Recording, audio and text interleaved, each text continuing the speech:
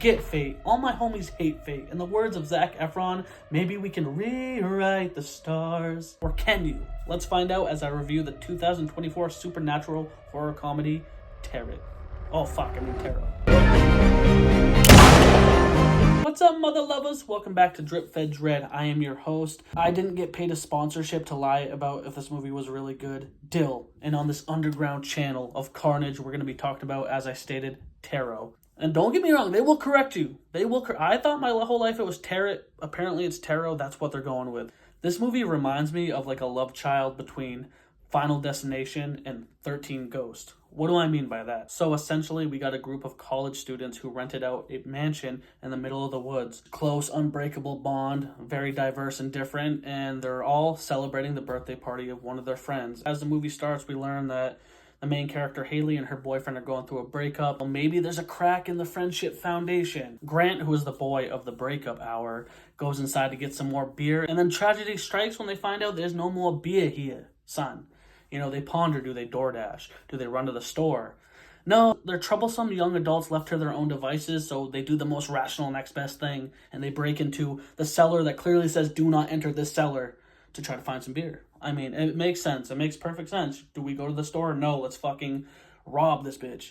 As they go down in the basement, they see it's not all what it seems. It's very old, cryptic, antique, ominous vibe. And of course, to cater the plot device, the main character Haley happens to know exactly what this basement is when they find a deck of tarot cards, and she happens to be able to specialize in readings.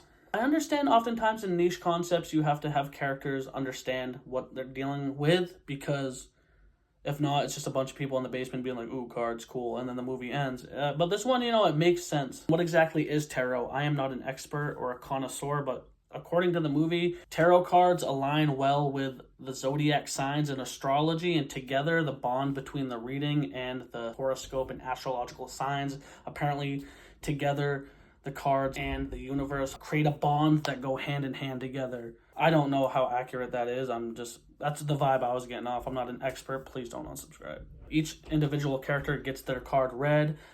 They explain their zodiac sign to them. They explain the characteristics of it. And then as she reads their tarots, she kind of gives them like an open-ended answer about themselves, One of the friends who is a Pisces, she pretty much says, in a moment of fear, you're going to want to run away, but don't run and face your fears, essentially. And let me just say that this movie takes all these zodiac tarot readings and unfolds them into a nightmarish delight. When she unveils the tarot reading to her friends, and you get all these little hints of what it could be, even though some of it's quirky or kind of sad, like, oh, you're climbing the ladder to success and nothing can stop you, but you might want to hold back a little bit.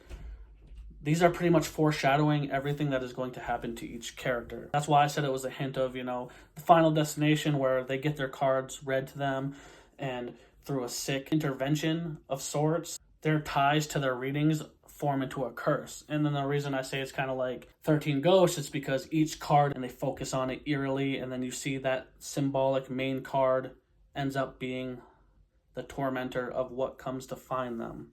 As the kids get picked off one by one, they band together and they find out that this deck of cards, through lore, was actually invented by a woman who specialized in tarot reading. Let's just say that she acted out in vengeance. It created some supernatural demonic shit.